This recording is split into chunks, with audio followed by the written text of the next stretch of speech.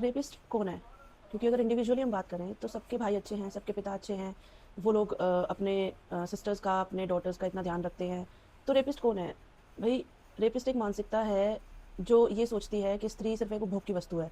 उसे ना तो उसकी उम्र से फ़र्क पड़ता है, ना ही उसके पहनावे से फ़र्क पड़ता है। जो लोग ये बोलते हैं कि लड़कियों का पहनावा ऐसा है इसलिए रेप हो जाते हैं, इसलिए ये हो जाता है, तो भाई जब 3 साल की बच्ची का रेप हुआ, जब 3 महीने की बच्ची का रेप हुआ, तो ये सिनेरियो उन लोगों के ऊपर एक ज़ोरदार तमाचा है जिनको महिलाओं के कपड़े रेप का रीज़न लगते हैं।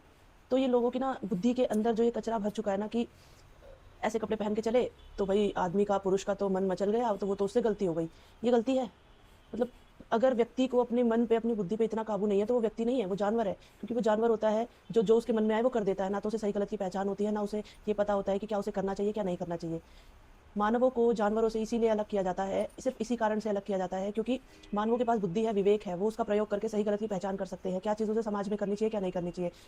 उन लोगों की बुद्धि पर बहुत ज़्यादा पत्थर पड़े हुए हैं और स्पेशली इस बात का फेवर जो महिलाएं ही करती हैं। जिन महिलाओं को ही लगता है कि भाई आदमी ने, पुरुष ने किसी का रेप किया तो उसी लड़की में ही कोई कमी होगी, वो क्यों रात को निकली, वो क्यों उसने छोटे कपड़े पहने।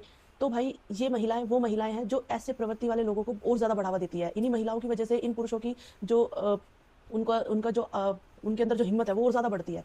तो बंद कर दो ये सब चीज़ें, बंद कर दो। तुम्हें आदमियों को तो कोई डर है नहीं, एटलीस्ट महिलाओं को तो समझ में आना चाहिए, महिलाएं तो समझ सकती हैं। या तुम भी बिल्कुल मूड बुद्धि हो, जो बिल्कुल तुम्हारी जीरो बुद्धि है, तुम्हारे समझ में नहीं आएगा जब तक तुम्हारे अपने परिवार में, तुम्हारे अपने साथ ऐसा कुछ नहीं हो जाएगा। दूसरे की लड़की पर तुम तुरंत सवाल उठा देते हो, तुरंत तुम उंगली उठा देते हो। तुम अपने आप को लेकर चलो कि क्या गलती हमेशा महिला की ही है? उस मूड बुद्धि को नहीं समझ में आ रहा है?